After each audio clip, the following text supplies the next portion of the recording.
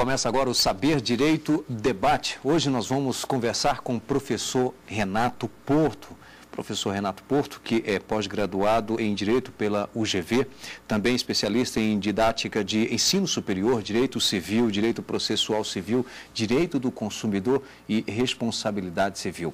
Também é mestre em Direito pela UNESA e ainda doutor em Direito pela Universidade de Burgos, na Espanha.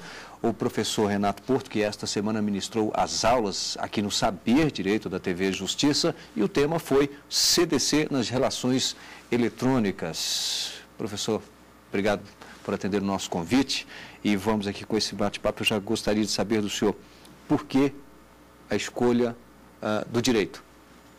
Olha, Renato, eu acho que todo cidadão deveria fazer uma faculdade de Direito, né?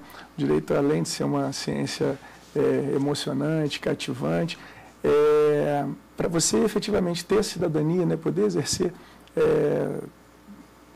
com plenitude os seus direitos civis, eu acho que todo mundo realmente tinha que ter esse conhecimento básico, pelo menos, né? É um curso fácil até, né? Dentre todos os outros cursos existentes, o curso de Direito, eu digo fácil porque as matérias são envolventes, elas estão próximas do nosso cotidiano. Você estudar direito penal é muito gostoso, você estudar direito civil, dentro do direito civil, imagine família, sucessões, dentro do direito civil ainda a responsabilidade civil.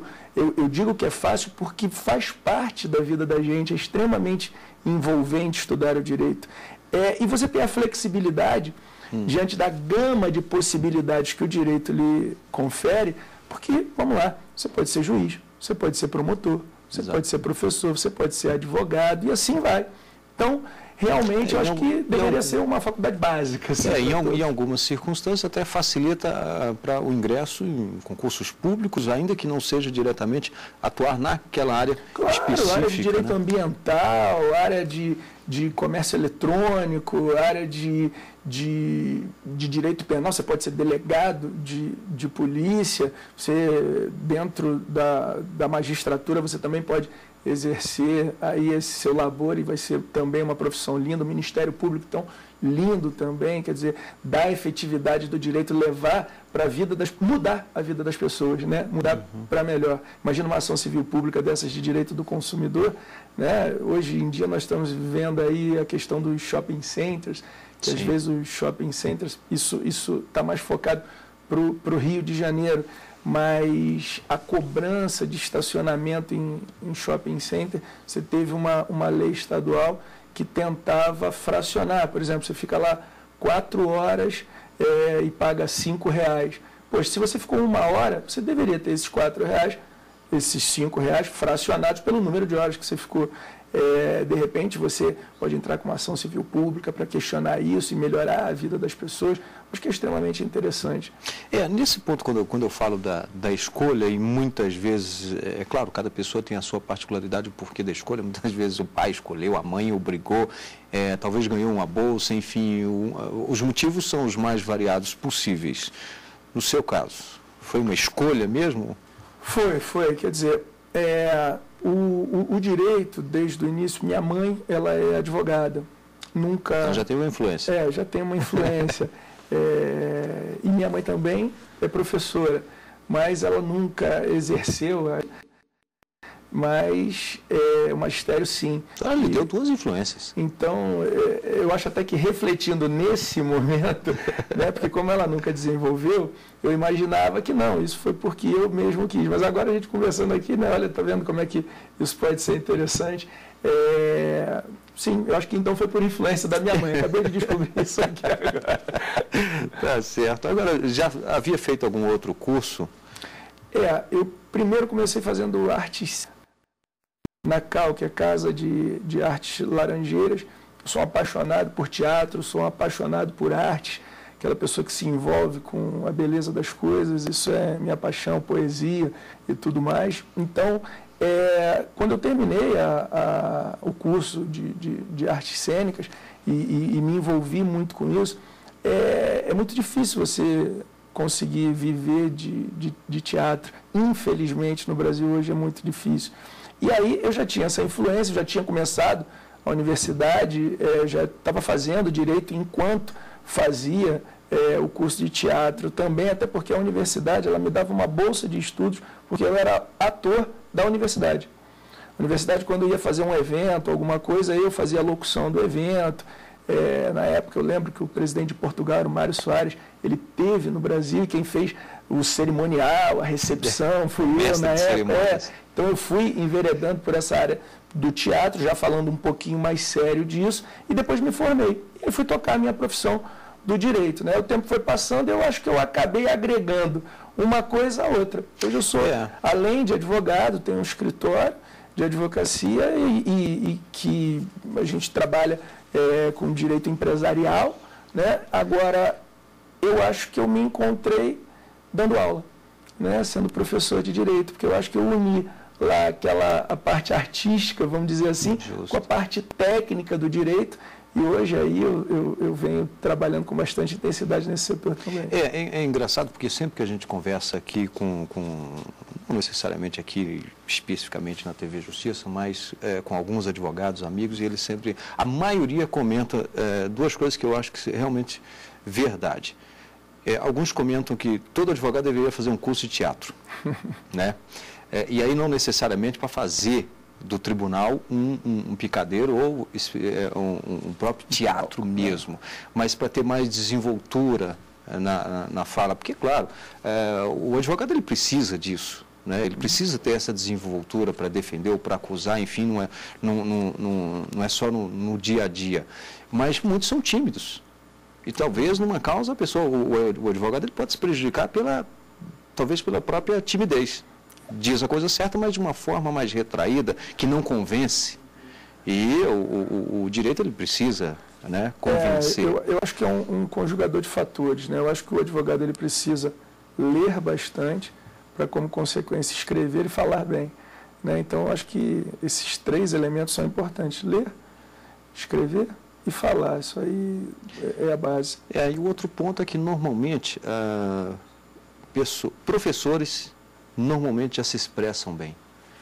E aí eu digo isso, claro, a influência da sala de aula, mas em frente às câmeras, por exemplo, que algumas pessoas não têm muito essa familiaridade, e aí acabam... Não, frente das câmeras, então, eu até costumo brincar, eu falo que é imbecilizar uma pessoa é falar gravando, né? Às vezes a pessoa é brilhante, mas olha, gravando, eu só percebi isso, que realmente a câmera, ela trava as pessoas. O dia que eu estava numa festa, e aí as pessoas conversavam de maneira enfática na mesa, muitas mulheres falando alto, muitos homens falando na mesa, até a hora que vem a câmera, e estava tudo... aquele silêncio, quando a câmera passa e vai. Então, a pessoa está filmando e fica todo mundo parado, como se estivesse batendo uma fotografia, né? Realmente a câmera inibe um pouco. Inibe, de fato, para quem não tem Você não está vendo, eu estou absolutamente inibido aqui nesse momento. Não, mas o teatro está ali ajudando. Bom, senhor... Você estudou na Espanha. Estudei. Eu gostaria que o senhor comentasse essa sua passagem por um outro país, no caso, estude aí a sua vida particular, como é que foi essa experiência de estudar fora do Brasil. Bom, eu sou professor da Universidade Estácio de Sá, no Rio de Janeiro, e a Universidade Estácio de Sá, a quem eu devo tudo da minha vida acadêmica, ela está vinculada à Universidade Estácio de Sá, seja pelos dirigentes que sempre me deram força em tudo em todos os meus projetos. Então eu sou um apaixonado, tenho um escudo da Estácio tatuado em mim, vamos dizer assim. Foi uma empresa que realmente investiu em mim para isso. E ela tem um programa de intercâmbio.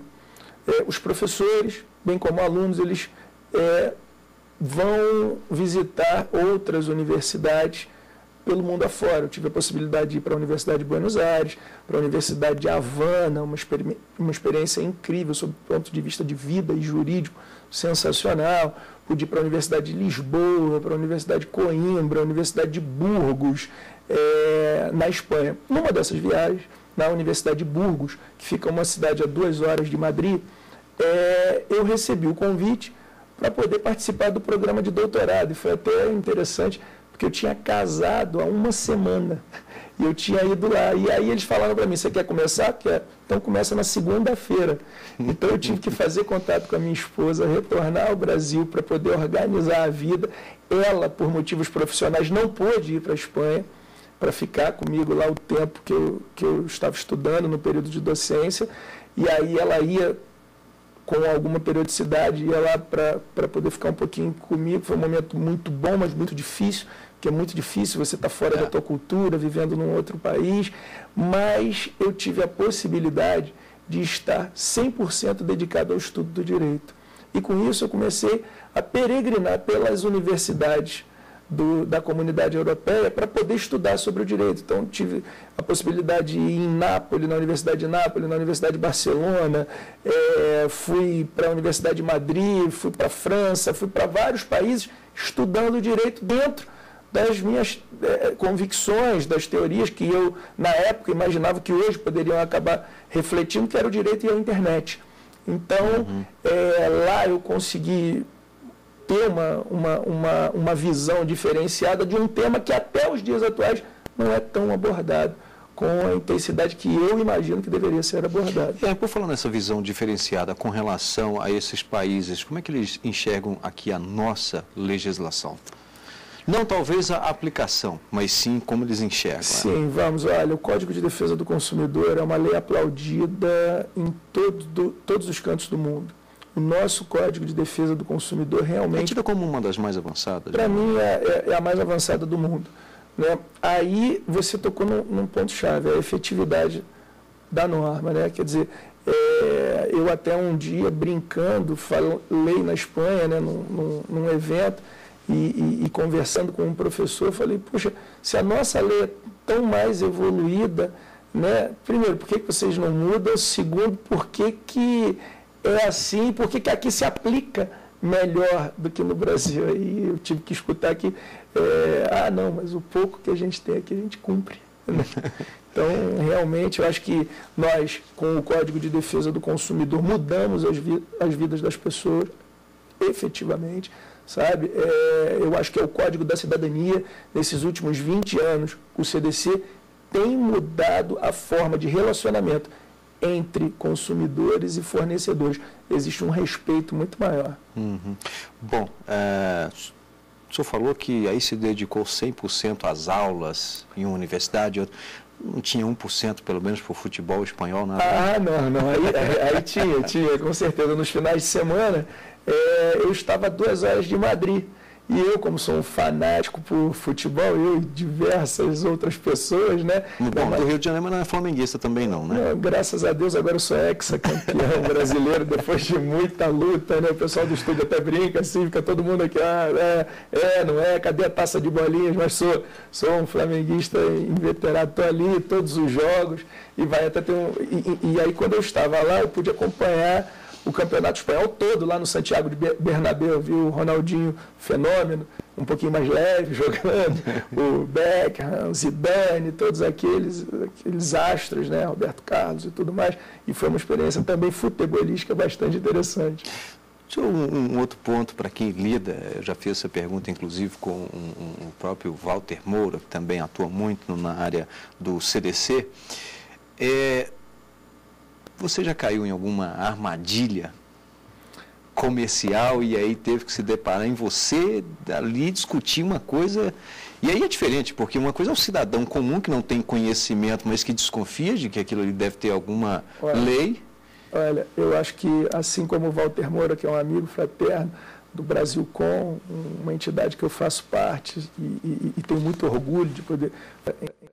entidade, que é o Instituto de Defesa do Consumidor. Eu acho que realmente é brilhante a atuação do Brasilcom na esfera consumerista, e eu tenho certeza que a resposta dele foi similar à minha. Eu acho até que eu sou professor e especialista de direito do consumidor por tantas oportunidades que eu fui alvo de fornecedores maliciosos, sobretudo por compras por impulso. Sou um consumista, por assim dizer. Então, não é incomum que eu seja ligado por técnicas comerciais que me levem ao momento do consumo, sobretudo de madrugada, quando você não está tão apto para o consumo, você está na cama, olha para um lado, olha para o outro e tudo, e troca canal, e às vezes você vê um processador de sucos que promete fazer tudo, né? E você olha aquilo lá, o cara bota uma maçã, não, vai a maçã rápido, vai, bota outro. Eu peguei um dia, depois que eu adquiri esse produto, eu peguei ralando um inhame, para você ter uma ideia como é que isso influenciou. Só que aí você vai descobrindo que a máquina é boa, mas aí pinga no móvel da cozinha, não funciona tão bem assim e tudo. Assistência técnica. A assistência técnica não é lá essas coisas. A maior parte das vezes os produtos comercializados são muito bons, só que vez ou outra isso efetivamente acontece. Acredito que sim, qualquer pessoa está hoje sujeita e muitas vezes não só porque conhece a lei, como você conhece, mas então o risco para quem não conhece então é bem maior. As pessoas deveriam realmente conhecer melhor o nosso CDC. É verdade. O Código de Defesa do Consumidor ele tem ajudado muito as pessoas, mas eu acho que eu tenho participado, dado palestras para o povo mesmo, né, para associações de moradores e tudo mais, para conscientizar o cidadão daqueles direitos que eles têm. Eu acho que é muito importante. Uhum. Professor, o senhor também é associado ao ensino à distância. E aí é um fato curioso no Brasil, porque ainda há uma questão de cultura desse ensino à distância, porque antes nós tínhamos aquela famosa crítica de que seria o ensino por correspondência, mas na verdade não é bem assim. Não é assim que funciona. Mas nós já estamos preparados para esse ensino à distância? Estamos. A tecnologia é excelente. Eu criei uma disciplina que é o Direito de Informática, que é uma das disciplinas eletivas da Universidade Estácio de Sá. Tem um número de mais de 500 alunos que acessam com regularidade. Essas turmas são adequadamente divididas pelo número de professores que podem estar interagindo com os alunos. É uma forma quase que lúdica de ensino. O aluno ele interage com o professor, interage com a matéria que é postada, interage através da apresentação de trabalhos, interage através da participação de fóruns, sem contar o networking que é travado, porque, veja, em uma turma que você tem um número X de alunos, você tem pessoas de todas as partes do país e que estão interessadas em estudar aquela disciplina. Então, eu acho que, nesse momento, a divulgação do teu interesse pode acabar resultando em uma oportunidade de trabalho, né? Então, o ensino à distância, ele é muito importante, sim. Eu sou um defensor ferrenho do ensino à distância. O problema do ensino à distância é o seguinte: é o receptor. Vem cá, você quer ensinar, você quer aprender à distância? Quero. Você tem que ter uma coisa chamada disciplina. Não, eu sou absolutamente indisciplinado, eu não consigo acessar as aulas, eu não vou conseguir estar diante desse sistema. Realmente não vai fazer o efeito. Agora, se você tem uma disciplina, você cria lá, olha, toda segunda-feira, de 10 ao meio-dia, toda quarta-feira, de 1 às 3 da manhã, olha a flexibilidade que você tem. Você está conseguindo levar a todos os cantos do Brasil e do mundo uma informação que, por muitas vezes, essa pessoa que mora num lugar mais distante não teria. Então, eu acho que é muito importante, sim, o ensino à distância vem crescendo, desde que seja feito com critério e com responsabilidade. Bem, estou conversando aqui com o professor Renato Porto, ele que ministrou as aulas desta semana aqui no Saber Direito, na TV Justiça, CDC, nas relações eletrônicas. Nós vamos agora a um rápido intervalo, em seguida estaremos de volta com mais um bate-papo, eu e o professor Renato Porto.